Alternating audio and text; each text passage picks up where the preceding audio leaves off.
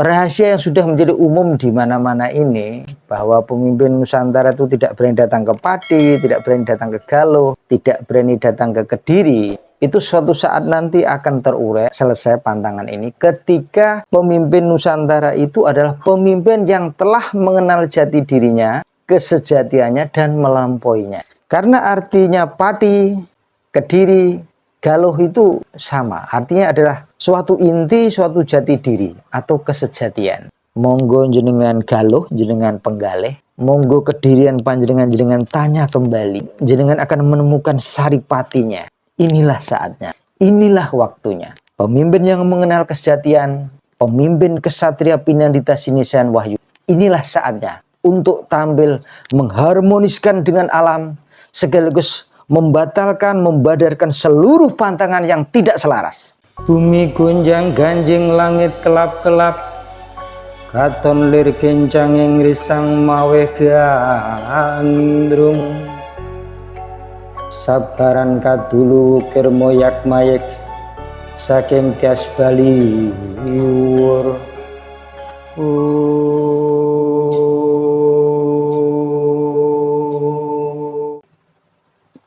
Rahayu, rahayu, rahayu. Selamat sejahtera nggih. Ketemu lagi dengan Sri Teguh Bunga Dharma. Seperti biasa, melanjutkan tema-tema ya, sudut pandang gitu. Tapi semuanya saling terkait, jadi antara satu video dengan video yang lainnya itu selalu berkaitan gitu. Ini kalau dalam pentas wayang kemarin ada apa? Talu, ada apa? Talu, terus dalang tampil. Nah, mungkin ada istilahnya jejer ya. Ya, jejer itu apa ya? Jejer itu apa kalau bahasa Indonesia apa itu? Jejer itu istilahnya adegan pertama menampilkan suatu kerajaan atau rajanya bagaimana, mungkin seperti itu ya. Nah, berkaitan dengan itu aku akan sedikit menceritakan suatu legenda dan juga suatu rahasia, tapi sudah menjadi rahasia umum gitu loh. Pemimpin Indonesia itu punya suatu semacam pantangan. Kalau tidak salah ini, kalau salah mohon dikoreksi, tapi ini sepengalamanku dan sepengetahuanku sih ini. Bahwa pemimpin di Indonesia ini tidak berani datang ke Pati, ke Galuh atau Ciamis, dan ke Kediri. Karena mereka takut nanti ketika masih masa berlangsung dan kekuasaan sedang berlangsung, itu dikhawatirkan nanti turun tahta atau jatuh gitu loh. Tapi sepengetahuanku ketika aku pernah tinggal di Kediri dan di Galuh, di Ciamis, itu memang keyakinan semacam itu tuh ada, atau rahasia umumnya itu seperti itu memang betul-betul ada gitu loh. Nah, pertanyaannya mungkin, apakah pantangan ini, atau mungkin bisa dibahasakan kutukan ini, apakah akan terus seperti ini? Nah, kalau terus-menerus seperti itu, kasihan orang Pati, orang Kediri, orang Galuh. Mereka tidak pernah dikunjungi pemimpin Indonesia nanti kalau seperti itu ya. Seharusnya itu pasti ada masa berlakunya. Sebagaimana setiap anugerah ada masa berlakunya, begitu pula sebuah pantangan atau sebuah kutukan itu juga ada masa berlakunya. Dan sebagaimana hukum alam bahwa sesuatu yang abadi itu adalah perubahan. Perubahan itu abadi. Segala sesuatu itu sedang berubah. Segala sesuatu terus mengalir cokro manggilingan. Begitu pula seharusnya pantangan ini juga harus berubah. Lalu kapan dan bagaimana itu berubah? Itu dua pertanyaan, tapi mungkin menurutku hanya perlu satu jawaban. Sekali lagi ini menurutku loh ya, menurut Sri Teguh Gunadharma gitu loh. Kalau ingin pantangan itu berakhir, atau menurutku pantangan itu akan berakhir ketika nanti pemimpin Nusantara ini dipimpin oleh seorang pemimpin yang telah mengenal jati dirinya dan melampauinya. Karena artinya Pati, Kediri, Galuh itu sama. Artinya adalah suatu inti, suatu jati diri atau kesejatian. Jadi menurutku pantangan itu akan terurai itu nanti ketika pemimpin Nusantara ini telah mencapai mengenal jati dirinya dan melampauinya. Maka pantangan itu menurutku akan berakhir. Artinya pemimpin itu nanti akan datang ke ketiga tempat itu akan baik-baik saja karena dia telah mengenal jati dirinya, telah mengenal kesejatiannya. Nah, saat itu nanti pantangan itu akan berakhir. Dan idealnya menurutku juga ini pemimpin itu juga harus berasal dari ketiga genetika itu. Genetika Pati, genetika Kediri, dan genetika Galuh. Sekali lagi ini menurutku. Panjenengan kalau tidak setuju ya dilupakan saja. Tapi ini menurutku. Jadi rahasia yang sudah menjadi umum di mana-mana ini bahwa pemimpin Nusantara itu tidak berani datang ke Pati, tidak berani datang ke Galuh, tidak berani datang ke Kediri. Itu suatu saat nanti akan terurai, akan selesai pantangan ini ketika pemimpin Nusantara itu adalah pemimpin yang telah mengenal jati dirinya, kesejatiannya, dan melampauinya. Artinya adalah kekuatannya mampu melampaui kekuatan dari jati diri, dari kesejatian itu tadi, gitu loh. Ini tolong dipahami dengan tepat, nggih. Ini sekali lagi menurutku loh, nggih. Kalau panjenengan tidak setuju, nggih, monggo gitu loh. Nah, menurutku pula inilah era-eranya.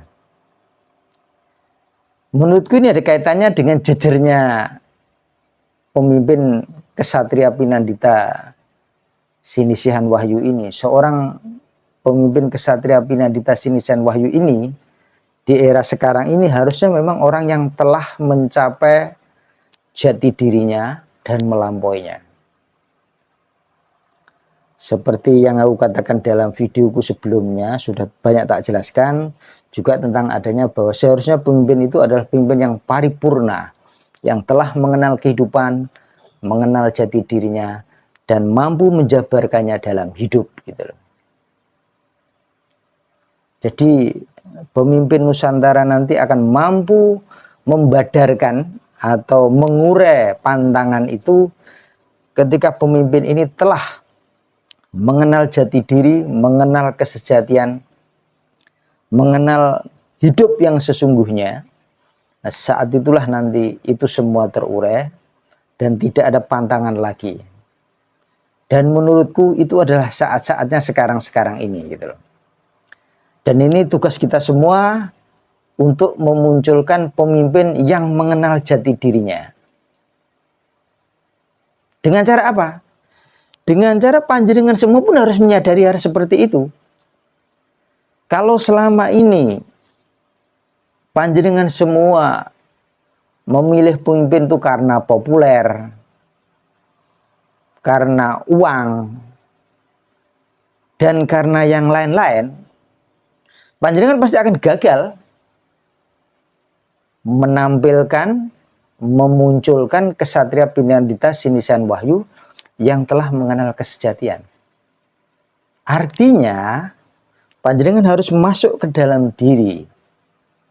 Panjenengan semua harus mencoba bertanya kepada nurani panjenengan, bertanya kepada rasa terdalam dari panjenengan semua.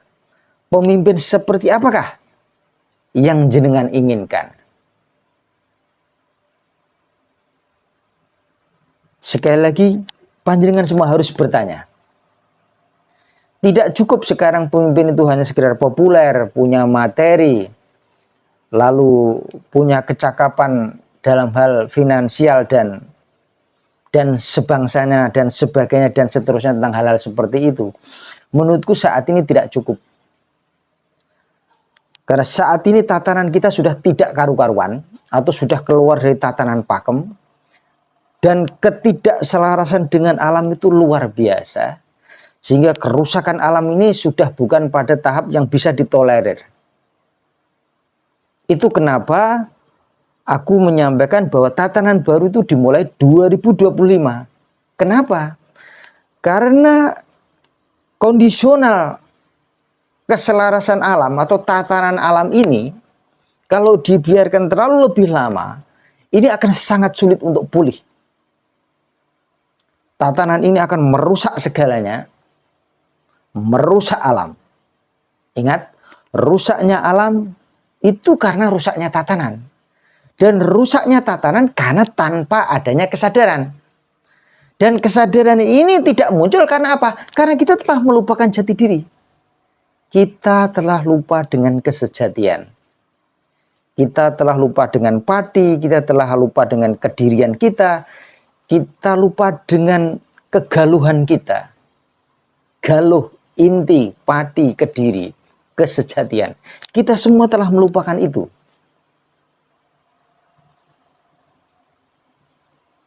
Monggo panjenengan semua merenung.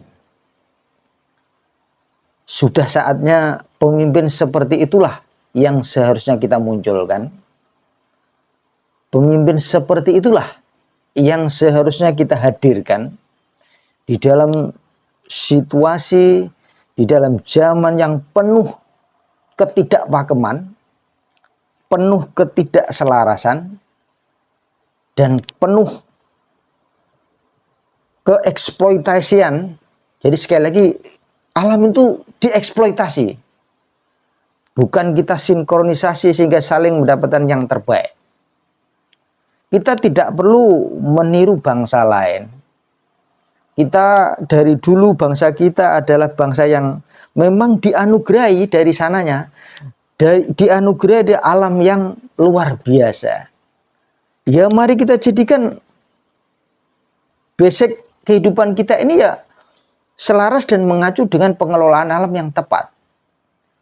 Bukan kita buat negara kita menjadi negara industri yang justru meninggalkan akar dari keunikan, keuntungan dan anugerah dari wilayah geografis kita sendiri.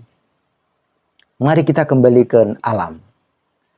Baik alam yang berasal dari laut, dari darat, dari gunung, dari hutan, dari mana saja. Kita semua punya. Semua unsur yang diperlukan untuk hidup makmur dan sejahtera dan bahagia, kita semua memilikinya.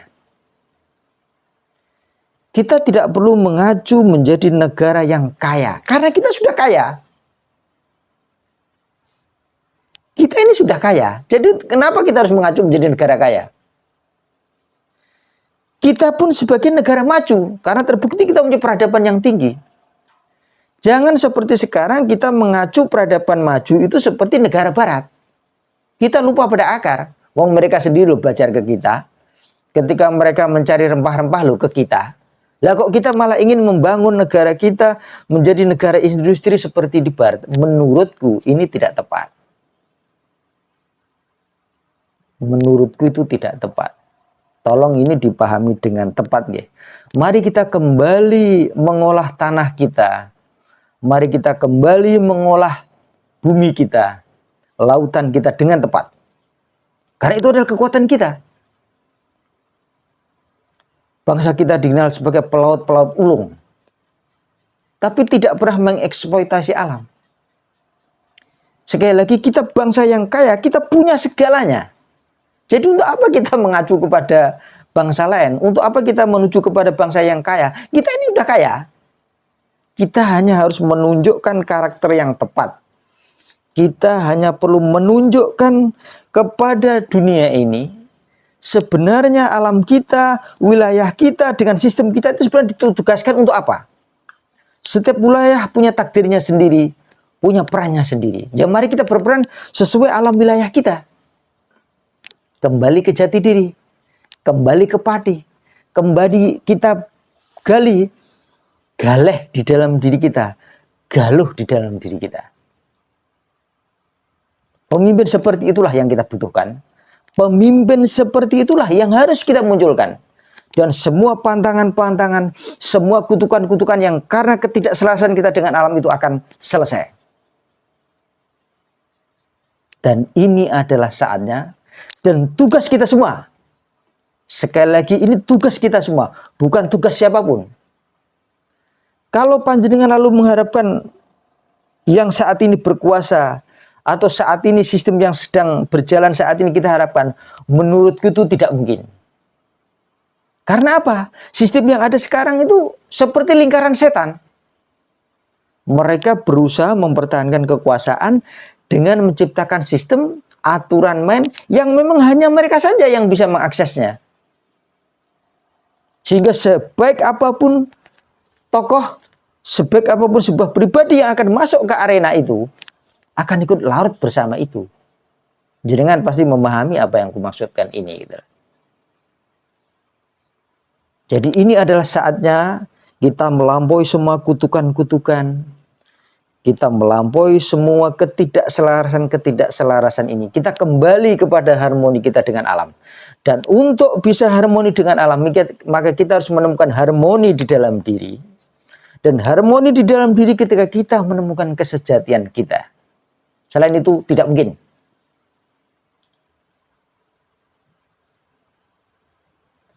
Monggo jenengan galuh, jenengan penggalih. Monggo kedirian panjenengan jenengan tanya kembali. Sehingga jenengan akan menemukan saripatinya. Saripatinya. Inilah saatnya.